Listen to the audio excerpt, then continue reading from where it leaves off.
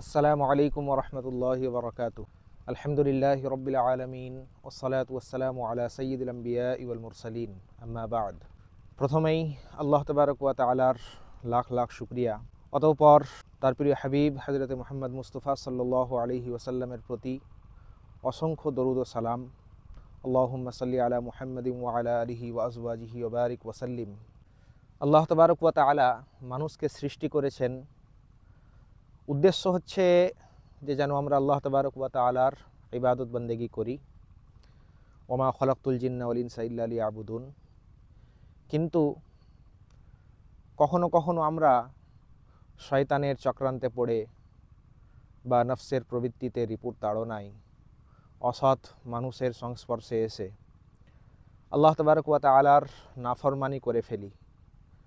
আল্লাহ তাবারক ওয়া তাআলার দেখানো রাস্তা ভুলে গিয়ে আমরা নিজের নফসের তাবেদারি করি, শয়তানের পথ অবলম্বন করি, কখনো কখনো বিভিন্ন রকমের শিরক এবং বিদআতে লিপ্ত হয়ে যাই।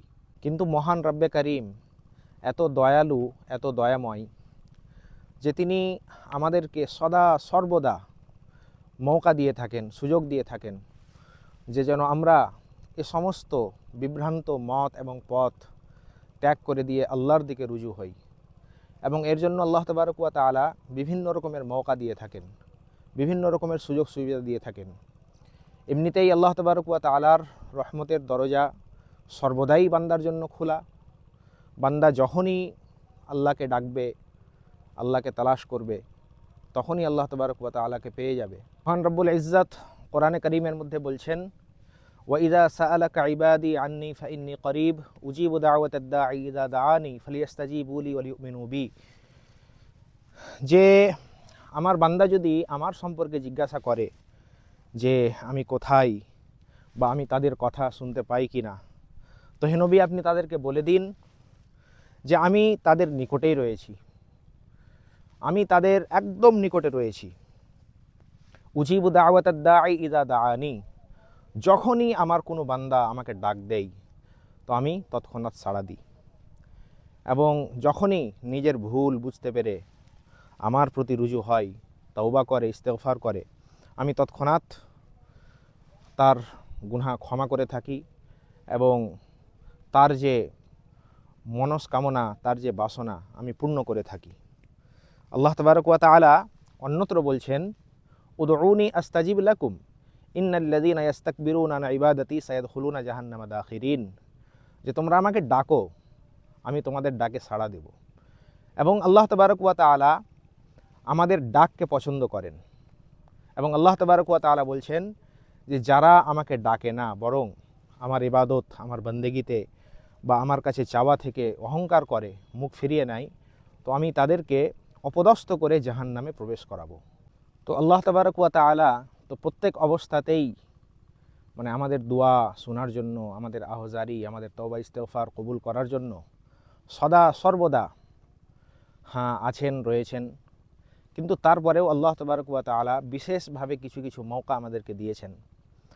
যেমন সাপ্তাহিক একটা দিন আছে, জুমার দিন। আমরা সকলেই জানি জুমার রাত্রি বা জুমার দিন, সেদিনের ইবাদত বিশেষ গুরুত্ব রাখে। একই রকমভাবে আমাদের সামনে পবিত্র মাহে রমজানুল মুবারক আসছে, বড়ই বরকত এবং রহমতের মাস, ইবাদতের মাস। সে সম্পর্কে ইনশাল্লাহ আমি ভিডিও বানাবো। রমজান মাসের প্রস্তুতি কিভাবে আমরা নেব, কিভাবে দয়ান নবী সাল্লাল্লাহু আলাইহি ওয়াসাল্লাম এবং সাহাবারা রমজানের প্রস্তুতি নিতেন, সে সম্পর্কে বিস্তারিত ভিডিও ইনশাল্লাহ আমি বানাবো। বিশেষ করে আজকে আমার ভিডিও বানানোর এবং আপনাদের সঙ্গে আলোচনা করার যে উদ্দেশ্য, সেটা হচ্ছে শবে বারাত বা মধ্যম শাবানের যে রাত্রি বা 15ই শাবানের যে রোজা, তার ব্যাপারে কিছু আলোচনা ইনশাল্লাহ আজকে আমি করব। প্রথমত আমি আপনাদেরকে কয়েকটি হাদিস শোনাবো। তারপরে এই যে শবে বারাত, এই শবে বারাতে আমাদের করণীয় কী এবং আমাদের বর্জনীয় কী, এ সম্পর্কে সামান্য কিছু আলোচনা করব ইনশাআল্লাহ। দয়ান নবী সাল্লাল্লাহু আলাইহি ওয়াসাল্লামের বেশ কিছু হাদিস এ সম্পর্কে পাওয়া যায়।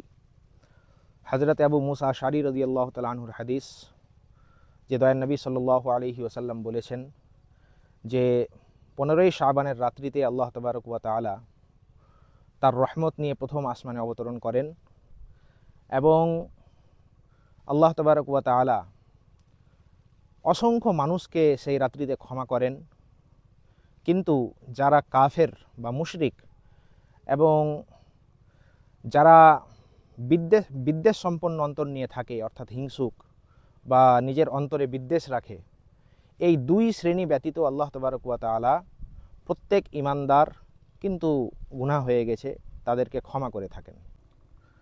আমরা আমাদের মাতৃভাষায় শবে বারাত বলে থাকি বা লাইলাতুল বারাত। বারাত মানে হচ্ছে মুক্তি, অর্থাৎ মুক্তির রাত্রি। যেহেতু এই রাত্রে আল্লাহ তাবারক ওয়া তাআলা অসংখ্য গুনাহগারদেরকে ক্ষমা করে থাকেন, সেই জন্যই এই রাত্রিকে ক্ষমার রাত্রি বলা হয়ে থাকে। যদিও বা এই বারাত শব্দটা নিয়ে অনেকে বলেন যে এটা বিদাত ইত্যাদি, কিন্তু একটু সামান্য আমাদের বুঝার ভুল হয়ে যায় যে এ সম্পর্কে একদম পুরোপুরি অস্বীকারও করা চলবে না, এবং এই শবে বারাত এটা নিয়ে খুব বেশি বাড়াবাড়িও করা চলবে না। ইফরাত এবং তাফরিতের মাঝখানে যে মধ্যম পন্থা সেটা অবলম্বন করাই আমাদের জন্য আবশ্যক। আল্লাহ তাবারক ওয়া তাআলা যে এই রাত্রে প্রথম আসমানে আসেন, এই সম্পর্কে আমাদের জেনে রাখা দরকার যে শুধুমাত্র এটা শবে বারাত বা লাইলাতুল বারাতের সঙ্গে সম্পর্কিত নয়, বরং আল্লাহ তাবারক ওয়া তাআলার রহমত প্রতি রাত্রিতেই এবং শেষ রাত্রিতে আল্লাহ তাবারক ওয়া তাআলার রহমত আমাদের নিকটবর্তী হয়ে যায় এবং আল্লাহ তাবারক ওয়া তাআলা বান্দাদেরকে ক্ষমা করে থাকেন। তো যাই হোক, এ সম্পর্কে আরও আমরা একটা হাদিস শুনি। হযরত আলী রাদিয়াল্লাহু তাআলা আনহু বলছেন, ইযা কানা লাইলাতুন নিসফিন মিন শাবান ফাকুমু লাইলাহা ওয়াসুমু নাহারাহা, যে যখন শাবান মাসের 15ই তারিখের অর্থাৎ 15ই শাবানের রাত্রি চলে আসে, তো তোমরা সেই রাত্রিতে কি করো?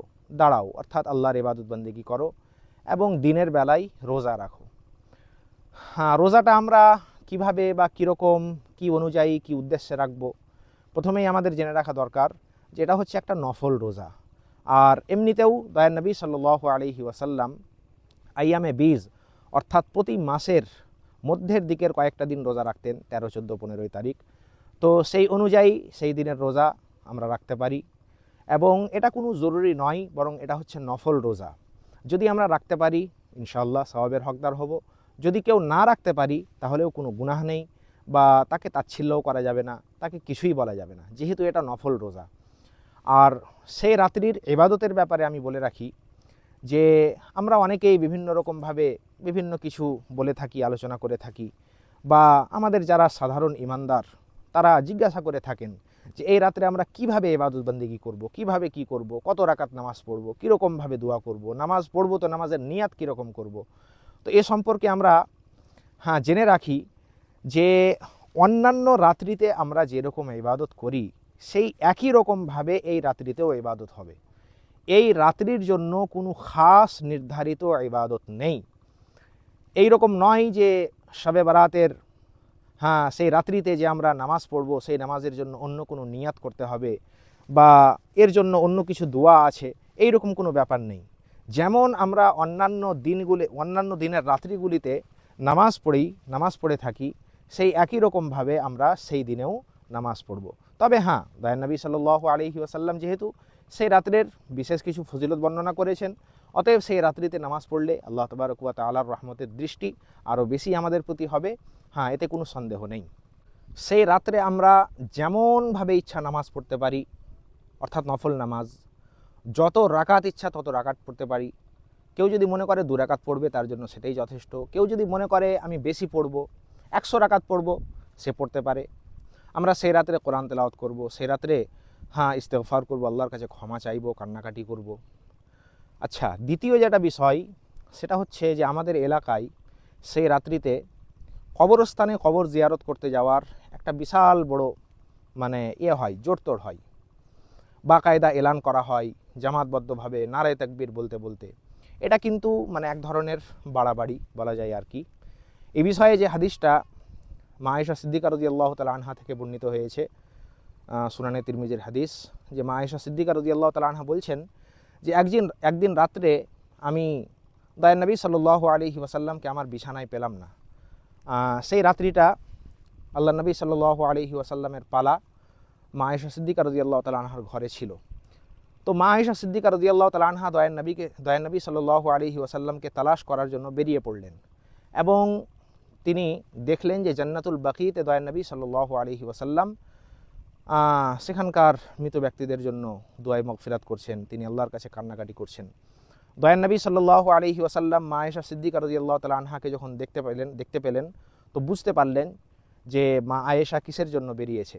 তো দয়ার নবী সাল্লাল্লাহু আলাইহি ওয়াসাল্লাম মা আয়েশা সিদ্দিকা রাদিয়াল্লাহু তাআলা আনহাকে বললেন যে হে আয়েশা, তুমি কি মনে করছো যে তোমার স্বামী এই মুহাম্মদ তোমার উপরে কোনো জুলুম বা অত্যাচার করবে? অর্থাৎ তুমি কি এটা মনে করছো যে তোমার পালা ছেড়ে দিয়ে আমি অন্য কোনো স্ত্রীর কাছে গিয়ে রাত্রি যাপন করছি?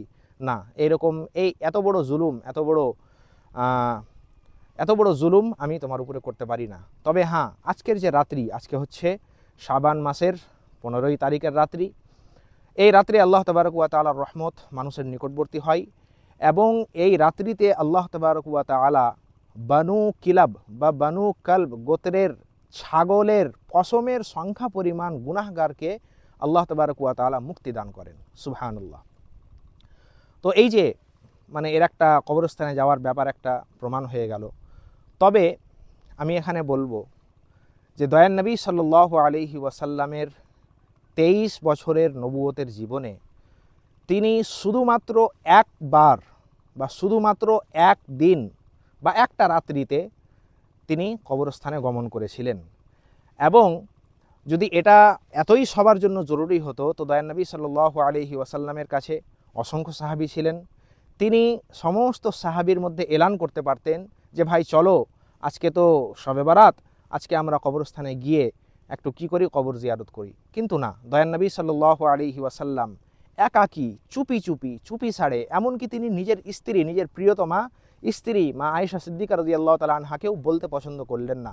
কাউকে না বলেই তিনি কোথায়? কবরস্থানে জান্নাতুল বাকিতে গমন করেছিলেন এবং সেখানে গিয়ে আল্লাহ তাবারক ওয়া তাআলার কাছে কান্নাকাটি করেছিলেন।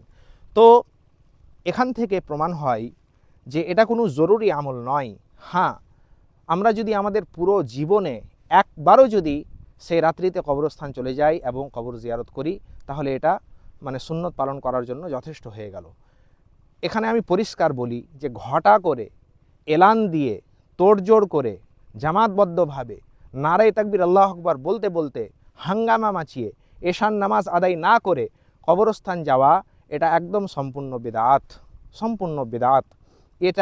এটা একদম বর্জনীয়।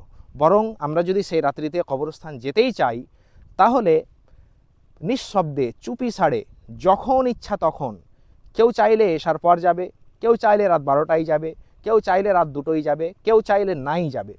তো এটা একদম সম্পূর্ণ নিজের ইচ্ছাই কবরস্থানে গিয়ে একটু দুয়া জিকির করে নেবে, বাস এটুকুই যথেষ্ট। তো এই ছিল শবে বরাতের কিছু আমল, কিছু করণীয় এবং কিছু বর্জনীয়। এবং বিশেষ করে বলে রাখি, বিভিন্ন জায়গাতে দেখা যায় পটকা ফুটানো হচ্ছে, মোমবাতি জ্বালানো হচ্ছে, আগরবাতি জ্বালানো হচ্ছে এবং অবাক লাগে যে আমরা মুসলমান, আমরা কত কুসংস্কারের মধ্যে রয়েছি এখনও পর্যন্ত, যে অনেক বেদাতীদের ধারণা যে সেই রাত্রে নাকি আমাদের পূর্বপুরুষরা তাদের রূহগুলো নাকি আমাদের বাড়িতে আসে, আর সেই জন্য তাদেরকে রাস্তা দেখানোর জন্য নাকি আমরা মোমবাতি জ্বালাই, আমরা আগরবাতি জ্বালাই, আমরা বিভিন্ন রকমের আতশবাজি করি। এই যে আমরা চিন্তা করতে পারি যে কীরকম কুচিন্তা ধারণা, কীরকম কুসংস্কার। ইসলামের সঙ্গে এগুলোর কোনো সম্পর্ক থাকতে পারে না। ইসলাম এ সমস্ত জিনিসকে মোটেই সমর্থন করে না। অতএব এই যে সমস্ত বাড়াবাড়িগুলো হয় শবে বরাতের নামে, এগুলো একদম বর্জনীয়, এগুলো একদম ত্যাগ করা উচিত। সাদামাটাভাবে সেই রাত্রিতে অন্যান্য রাত্রির মতো ইবাদত হবে, অন্যান্য রাত্রির মতো নামাজ হবে, অন্যান্য রাত্রির মতো কোরআন তেলাওয়াত হবে, অন্যান্য রাত্রির মতো তাহাজ্জুদ হবে, অন্যান্য রাত্রির মতোই সে রাত্রিও পালন হবে। এরকম নয় যে আলাদা করে একদম অন্যরকমভাবে অন্য কিছু করা। এবং বিশেষ করে যে সমস্ত বাড়াবাড়িগুলো করা হয়, আবার এক শ্রেণীর মানুষ এটাকে একদম অস্বীকারই করে ফেলে, এটাও ঠিক নয়। অবশ্যই আমাদেরকে কোরআন হাদিসের সহি ইলম, সহি বুঝ রাখা দরকার এবং তার উপরে আমল করা দরকার। তো আশা করি এই শবে বারাত সম্পর্কে বা এই যে 15 শাবানের রাত্রি বা 15 শাবানের দিনের রোজা, তার ব্যাপারে আমি কিছু আপনাদেরকে বুঝাতে পেরেছি। যদি আপনাদেরকে এই ভিডিওটা একটুও ভালো মনে হয়, যে ভালো কিছু জানতে পারলাম, তাহলে অবশ্যই লাইক দেবেন, শেয়ার করবেন এবং হ্যাঁ, আপনাদের ফ্যামিলি বা বন্ধুবান্ধবের মধ্যে এই ভিডিওটা শেয়ার করবেন। সকলেই সুস্থ থাকবেন, ভালো থাকবেন। আল্লাহ তাবারক ওয়া তাআলার কাছে আমাদের জন্য দোয়া করবেন। বিশেষ করে সামনে যে রমজান আসছে, আল্লাহ তাবারক ওয়া তাআলা যেন সেই রমজান পর্যন্ত আমাদেরকে সুস্থ শরীরে পৌঁছে দেন এবং আমরা যেন রমজানের রোজা সহিভাবে রাখতে পারি, তার জন্য আমরা সকলে আল্লাহ তাবারক ওয়া তাআলার কাছে দোয়া করব। আসসালামু আলাইকুম ওয়া রাহমাতুল্লাহি ওয়া বারাকাতুহু।